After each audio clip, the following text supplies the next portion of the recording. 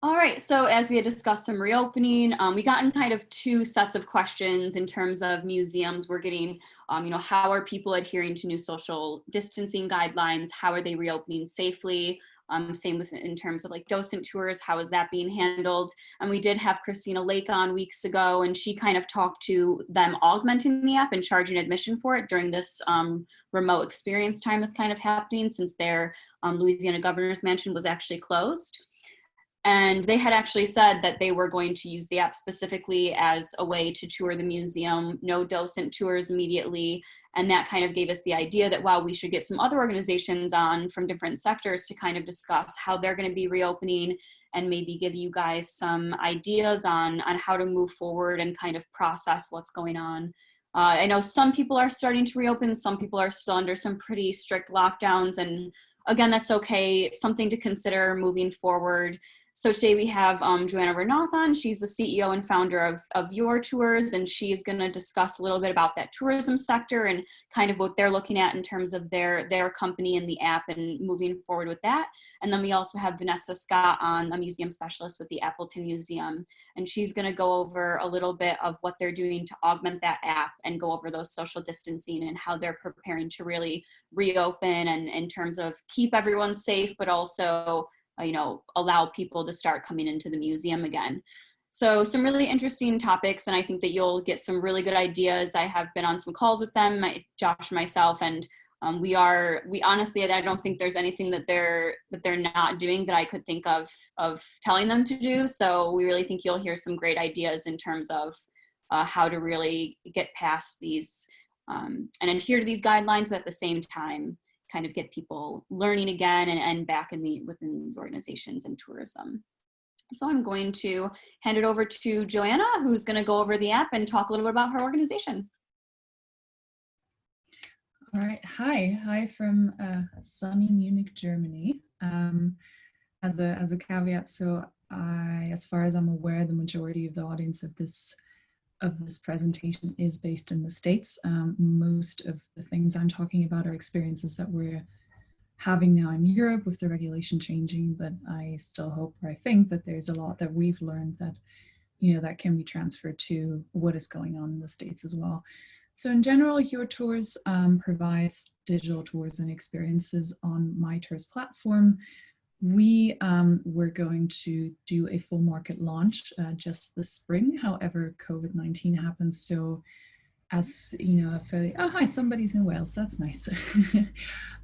So as a fledgling company, we were quite quickly confronted with the situation that we had to figure out a solution, or we had to figure out how to adapt to this ever-changing situation. And I believe we've now found something that is viable for the future, or is more robust for the future.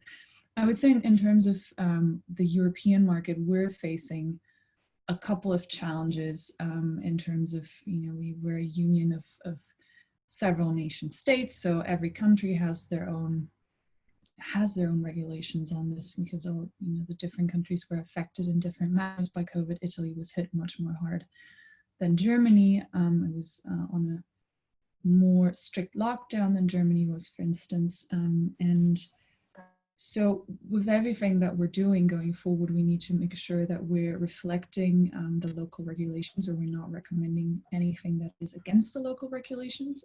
Fortunately, at this point, things really are opening up and at a fairly quick pace.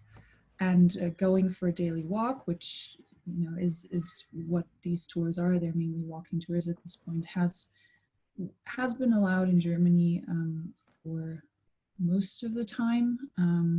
At least it wasn't enforced that we weren't able to do it. And now in other countries, it's also okay to leave the house again and spend some of your leisure time outside. Slowly developing, of course. I don't know the situation in all the EU countries right now on a granular level.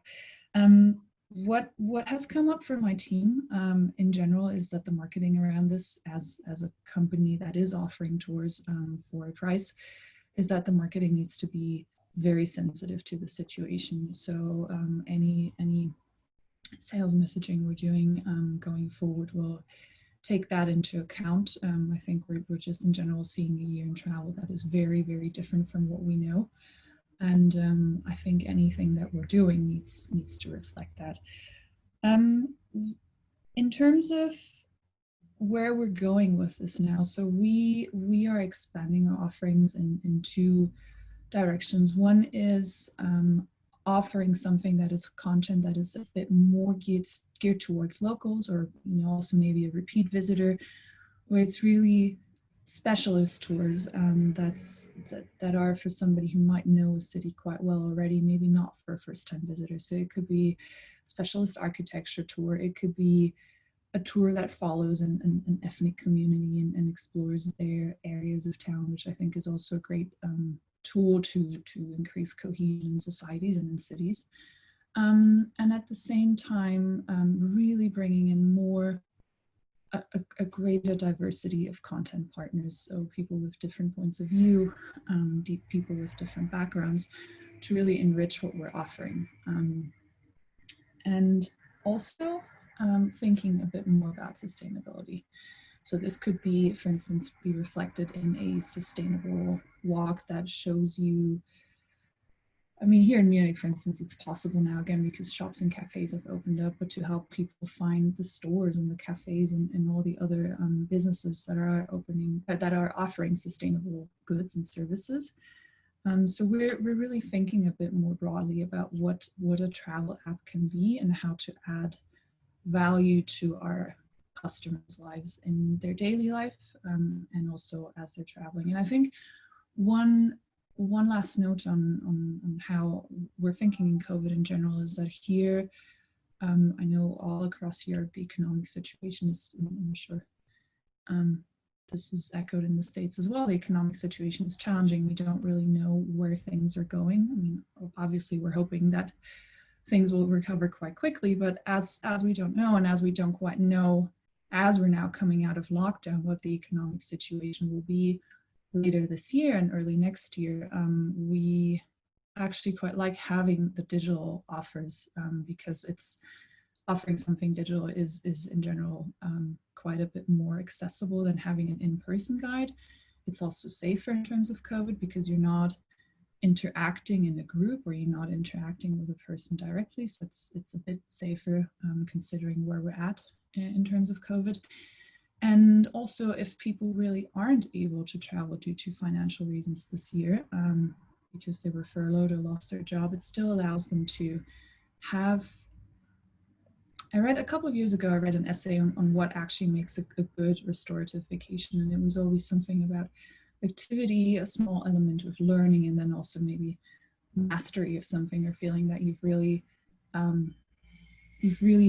taken on something, or taken in something new for yourself. It can be in a big and small way. And I think that's something that this app, or probably any of the apps that you're producing throughout your entities and businesses, that's something that you can do for locals as well. Yeah, so I think that's generally where we're at. If you have any questions, feel free to ask them. I'm also happy to expand a bit more on what we're doing and what our local offers are, but I would love for this to be a conversation, so feel free to go ahead. So I stopped sharing just so everyone, so I can see the Q&A and just kind of see if anything comes through. So I don't see any questions in the Q&A yet. Oh, perfect. Okay, so we have one coming through on the chat. Are you on the My Tours platform or OnSell? My Tours. And that's kind of the differences in the platforms that we've talked about in the past, is like tourism, these guided tours, things like that. Self-guided tours, a lot of times will kind of steer that more toward the My Tours platform, whereas cultural organizations and organizations like the Appleton Museum, they're actually on the OnSell platform. Cool. Thanks for the compliment, Mark. I'm happy to hear. And you can also see just this tour. This one's more for on-site, like Johanna described, walking tours, things like that. But it is a good one to also look at because there's like some themed tours. I really liked the one with the Instagram, where you can go to these various places and it tells you exactly how to get the best Instagram shot. That one was really fun. So really good ideas in terms of how to lay out the tours and kind of good feedback and background on them.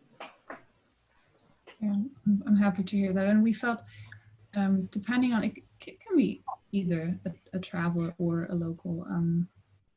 It's really fun, I think, to discover a city or a place through a certain lens, right? So through the lens of photography, or in Salzburg, of course, we have the Sound of Music tour that lets you see, or lets you explore Salzburg around the sites, where the movie was shot. And so that's great, I think. In terms of the traction we've been able to find during COVID is just as I've said, we actually had to entirely rethink our launch and relaunch activity, and we're now at the point where we feel like we can actually go out again and push forward with the product. Because earlier it was a bit of a delicate moment in time, I think, in Europe in terms of, or I think in the world in general, to be pushing out a travel-related product and be like, hey, here's something fun to do. I don't think that would have been a very considerate thing to do. Yeah, and I think even here in the States, it was a lot of like, oh, well, you can still go out and go for walks and social distance. And we had a hiking app that we had talked about with Mark DeCrackers Online. We talked about his hiking app a little bit. But yeah, I think in Europe, in certain countries, it was a little bit different. It was like, please just stay inside. Don't even go for walks. Don't even social distance. Just grocery store, home. That's it. So yeah, to your point, it's like you have to kind of be careful and take into account where the lockdown is at and kind of read the room a little bit. What's going on? Are people going out? Are they taking walks? Is that being recommended? So it's good to hear though that it's kind of letting up a little bit and you'll be able to kind of get more traction. There's a question in the Q&A. Are you marketing your app any differently going forward? What ways do you normally promote the app? Yeah, so we have, we're mostly on hold for the marketing because there's a lot going on in the world, especially with what we've seen in the States right now. And we feel that as a tourism business, we need to be respectful of the times that we're seeing. So I would say, considering this sort of this particular week, we're not doing anything in terms of marketing. In general, we are going to market it a bit differently because we're changing. As I said, we've changed the content strategy and we've changed who we bring in as content creators to supply content to our apps. It's not just us, but really local people with local expertise knowledge. So it could be somebody who lives there and is a travel author. It could also be somebody who's, similar to the guidebook author you normally have, who knows a place really, really, really well because that's their job, to bring in people like that. And if those people have a platform, then of course you create and work on sort of having a network effect that connects their community to the one that we're building around the app. So it's a sort of, I think in the end, our vision is to have something that's more like a community of communities. Yeah, that's a really good idea too, to think about, to get other people who are actually experts on that city involved and bringing them in, especially because even in the app description, it talks about, if you don't want to waste time, like, hours planning a trip, use the app because it's locals, it's people who actually know the city who are talking about it. And that's a really good point as well in terms of the tourism. Looks like we have something to chat. I work with NPS and we use OnSell. We are making virtual tours embedded into our website. Is there a way to incorporate that into OnSell? That would be a question for you, Josh.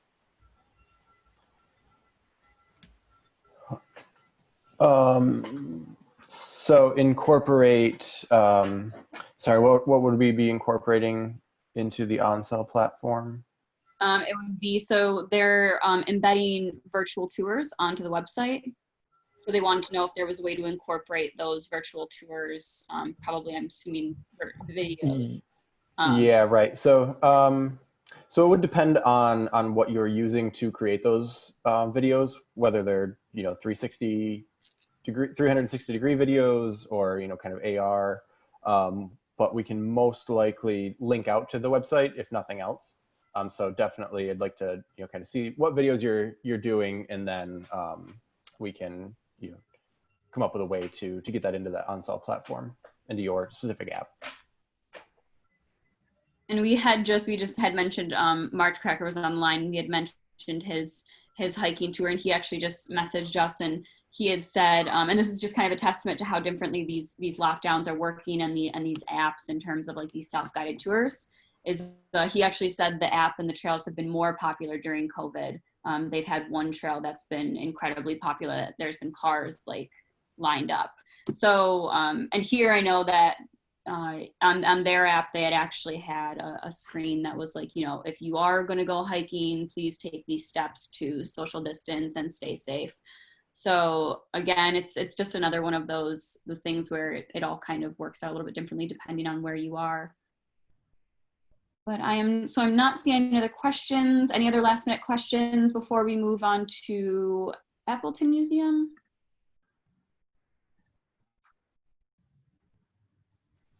Yes, so what is the best resolution for videos on the My Tours app that keeps good quality on the phone?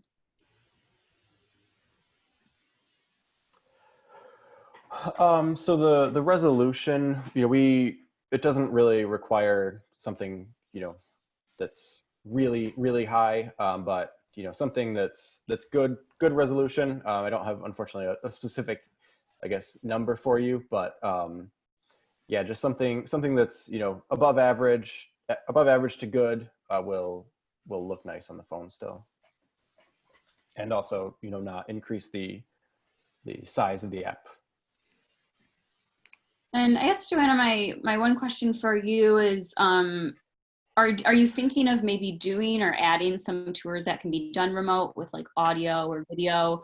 Or are you guys thinking, even moving forward, you think you're going to stay just solely kind of like on-site tours? Yeah, I think for now we're going to stay on site because I think right now our rationale is to incorporate the local angle a bit more, sort of anticipating that even if things were to get stricter again, which I think all of us hope that won't be the case, that, you know, even for the countries that were, you know, under more strict regulations, there was a point when, again, you could still take walks. So there was sort of a transitional point where that was possible, and we feel like that's better. Right. Yeah. Yeah, and especially with stuff opening back up. Yeah, considering where we're at, because we're not a museum, and we're not really established entity. We're really like a digital tourism company. Yeah. All right, so I'm not seeing any other questions come through. Joanna, thank you so much for talking about the app and speaking to kind of what you guys are doing moving forward. It was really helpful, especially with that, you know, people in the tourism sector, to kind of hear a little bit more from other people and what they're doing. Absolutely, anytime. And if anybody wants to connect on LinkedIn or has other questions or wants to have a conversation at a later point in time, I'm dropping my LinkedIn link or profile in the comments, so you can connect with me if you feel like it. Perfect. Thank you. Awesome. All right. Amazing. It was great to talk to you and share what we've been doing here with YoorTours. Yeah, thank you. It was really great to get a little bit more insight.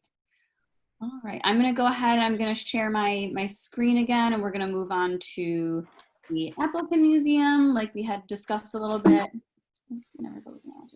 All right, so I'm going to introduce Vanessa Scott. She's a museum specialist with the Appleton Museum. Me and Josh had spoke to her a little bit yesterday about what they're doing in terms of reopening and what that's going to look like for them. Some really great ideas here as well. So I'm excited for you guys to kind of hear a little bit more in depth on what they're going to do. So Vanessa, if you just want to take it away. Sure, thank you. Hi, everyone. So the Appleton Museum is based in Ocala, Florida. We are probably an hour from Orlando. And we were founded in 1984 by Mr. Appleton, who donated his collection to Ocala. It's a very varied collection. There's artwork and artifacts from Europe, America, Africa, pre-Columbian. So it is quite diverse, and we thought 2 years ago that it would be great to have an app that would allow a visitor to come into the museum and use their phone as a guide And we divided the app into 2 tours, adults and children. And that's what I devised. I joined the Appleton just under 2 years ago. And that was kind of the original idea of the app, and we were going to extend it. As of March, when we closed on the 14th of March, the app kind of became an extension of all the activities that we've been doing online for our visitors. And so we have been offering arts and crafts videos on our YouTube channel. We've also set up virtual puzzles and virtual crosswords. And our thought was that a lot of people at home were probably caught up between having to use one computer between various family members. Well, it's more people, there's more cell phones in a house than computers possibly.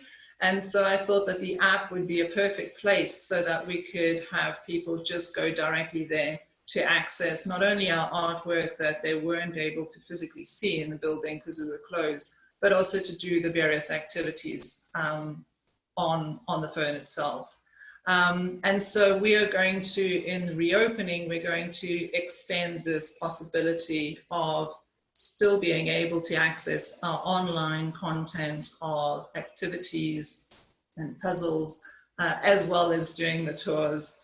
We don't know when we're going to be reopening at the moment. We're closed until the 30th of June. We are governed by the College of Central Florida, and therefore we have to look at them as well as to their guidelines as far as reopening campuses. When we do reopen, we're going to be using the app as a tool to assist us in keeping safe distance amongst our visitors. So we will be spacing out the artwork 6 feet apart. And what we are hoping that the app will help us do is that if there's someone already standing at the artwork that you're about to go look at, you can stand your 6 feet apart. You can start reading the information on the app. You can start looking at the image on the app. And then once the person in front of you has moved on, then you can move towards the artwork and look at it in your own time. It also allows someone to read the information again once they're back home if they don't want to read everything within the museum or they want to double check something again. The app is a great source of information of the artwork, which can be accessed even at home.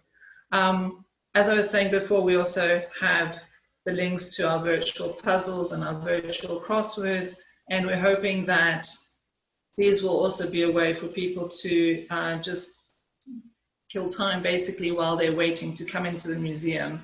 We haven't decided if we're going to be doing time ticketing, but even if someone was to come and we say, unfortunately, due to the crowd control, there's so many people that are allowed in the building, you have to wait in your car, they will be able to keep themselves busy through the app by doing a crossword puzzle or a quick puzzle or virtual puzzle themselves. Our art space is a great sort of space in our building where children are allowed to create anything they wish with all the materials that are placed out for them. Everything is free. Unfortunately, at the moment, it will stay closed, and therefore we hope that by keeping the videos of the arts and crafts activities that they can do at home, this will still encourage them to create things at home. And the videos are based on creating things with materials that you would have at home: paper, a pen, a ruler. We've tried to keep them quite simple for that specific reason. The 2 tours, both the children's and the adult, they already had 2 sculptures that are positioned outside the building as one of the artworks to see during the tour. And we are hoping to add to the apps a couple of more sculptures so that we can manage, once again, the flow of people, encourage people to be both inside and outside safely, but also make use of our grounds, because being Florida, 9 out of 10, it's a sunny day, and so it is good to encourage people to actually make use of viewing those artworks as well. So if anyone has any questions, I am more than happy to take any questions. All right, thank you. It does look like we have a question. Were the interactive puzzles and crossword puzzles created using the OnCell app or created using the third-party applications that was added to the OnCell app? It was created with a third-party application. We just linked to the website. At the time when we closed very quickly, and therefore it was what we could create within a week that we could immediately start to place online as a content. And so our education team found that the quickest thing was to find external quick platforms that other museums had advised and sort of link that to our website, and then we decided to link it to the app. Yeah, and that's one of the other things we've been kind of advocating for and telling people is, you know, these videos, these Matterport videos, other things that you're creating for interaction and engagement, all of that stuff can be added to the app somehow. It's just a matter of how the Matterport camera videos, they can be embedded. And then also same with these puzzles and all that, you link out to them, and it's really the same as having access, especially if you have the web app, it would go right to it just in another tab. So definitely something to think about moving forward in terms of interaction. And I really love, Vanessa, these ideas of if people are waiting because of these social distancing and they can't necessarily get into the museum right away, or they can't get into a certain gallery right away, kind of giving them something to do within the app as they wait. It's really, it's a fun way to do it. So it doesn't make people feel like they're waiting and they're waiting to see the art, but at the same time, it's a smart way to do it because again, you're giving them something to do, but also you are adhering to those guidelines. And what I didn't mention is at the moment, we won't be having any docent tours for the next couple of months. And therefore the app is going to replace even more so the need of someone guiding you through the museum, because what we're going to use, the tours as well are going to double up as a wayfinding system, so that there is a route that you have to follow. And so you're kind of crowd controlling once again. You're sending people on a specific route through the museum once again to maintain that sort of safety, that distance. So that will be another feature that the app will positively be used for. Right, right. I'm not seeing, we did see one question just asking about app stats in terms of downloading, and I just replied asking, you know, for which time period, but that's also something if you guys want to share, it's up to you. Those are your stats, not mine. So I'll let you decide if you want to give out your stats, but doesn't look like we know the time period for that yet. So I'm not seeing any other questions come through. I wanted to thank you, Vanessa and Johanna, for coming on and just talking to you a little bit about what you guys are doing, and definitely keep Josh and everyone updated on kind of how you are moving forward and kind of how everything works out. The thing with everything going on with COVID is there's so many good ideas in terms of interaction and engagement, and it's all kind of untested. So it's all just in kind of one big experiment in terms of how to engage people and how to stay interacted and connected with your audiences. But at the same time, something that's kind of never been done before because it's been closed for so long. And now I'm sure that you guys probably haven't seen a situation where you're going to have to remove artwork and move it 6 feet apart, and people are going to be having these lines to see it essentially.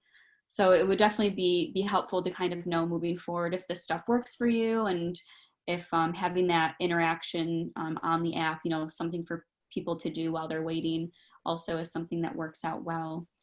That would be helpful to know. So thank you so much. And I'm not seeing any questions come through. So if people have any other questions, you can put them in the chat, and I'll address them while we're wrapping up. And then, I'm not seeing anything. So thank you so much, Vanessa, for coming on and speaking a little bit what you guys are doing. Thank you. Thanks very much for inviting me. Yeah. All right. So I am still not seeing anything. I did want to remind everyone our 4 o'clock meeting today is canceled because Johanna, for time zone purposes, she could only be on one call, and that's okay because we recorded this one. Thank you to Josh, who reminded me at the beginning to record. So we recorded this one, and we are going to post it onto YouTube. Rebecca is wondering, how do we monitor our views on OnCell? If you're asking about app analytics to see who's viewing your app pages or who is downloading and things like that, you are going to go, perfect. So yeah, so you're gonna go to your dashboard and you are gonna find your analytics there, which is, I don't know, do you want to screen share quickly, Josh, and just show people how to access the analytics on like a test app or something? Sure. I think we've gotten this question a few times. People aren't aware that they can see their analytics right in the dashboard. So I'm just going to have Josh pull that up for you quick so you can see firsthand where you can find those, because that's going to be really important in terms of monitoring what's going on. Oh, okay. Everybody seeing my screen? Yeah, we can see it. Okay, perfect. Yep, so in your dashboard, you probably won't have as many projects here, but you'll see your project where you enter the builder, and then also over here you'll see the web analytics. If you have a native app, there are web and native, and then get here. So then you can click into the web analytics to pull up kind of your overview with the page views, visits, visitors, and some of the averages here. The trends give you visitors, page views, devices, what pages were viewed. Also, if you have any surveys, those are going to show up in here as well. QR codes, if you have built out from the builder, you can see that there. This locations will show you what states and cities your visitors are coming from. And then if you have a phone line attached, you can see the calls there. If you are on the YoorTours platform, there are not these built-in analytics, but the apps do work with Google Analytics, so you can integrate Google Analytics to your app to see all that Google Analytics has to offer. All right, thanks for just showing everyone that really quick. I'll put you on the spot there a little bit, but no worries. But I think if one person had the question, I'm sure you have a few other people who are wondering. And in case you're wondering, that message center too, if you have a native app, so if you have an app that you can download in stores, in Apple and Google Play, that message center there that you saw, that's for push notifications. So if you are interested in sending out push notifications like, hey, we're reopening, hey, this is the upgrades that we've been making on the app, you can do that, and you can talk to your CSM if you don't know how to do that, and they can show you how to send out a test one. But yeah, so you're going to be able to kind of interact with your audiences maybe before you reopen or when you do reopen. John, one more question. Can there be a separate video on how to link Google Analytics to OnCell? So the Google Analytics, that actually integrates with the MyTours app. But yeah, we can take a look and see about doing it with OnCell as well.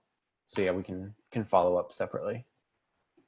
Yeah, and we've gotten a few questions in terms of Google Analytics and kind of how that's working. It can be a little bit, the Google Analytics can be a little bit complicated if you don't have a background in marketing or you haven't used it before. So we can definitely just kind of show you how to link that and show you how to maybe see your views a little bit. So that's good to consider moving forward. And we are going to send out the survey again when we send out next week's reminder for the Online with OnCell. So keep an eye out for that. And that would be a great one to put in if more people are looking for how-to videos on other things, put that in there. And that's something that we consider moving forward in the next few weeks, and kind of how to show you guys how to do the stuff that you actually want to know how to do versus what we think you want to know how to do. So thank you everyone so much for being here. Thank you, Vanessa and Johanna, for joining us. Really, really useful information. It was really great to hear. And we're hoping that soon the apps will get some more traction and the tourism will pick back up and we'll kind of see some people's apps start getting used again. But I think that's all. And remember, this is going to be on the YouTube if you want to review, and today's 4 o'clock is canceled. And we will see everyone next week, hopefully. Thanks, everyone.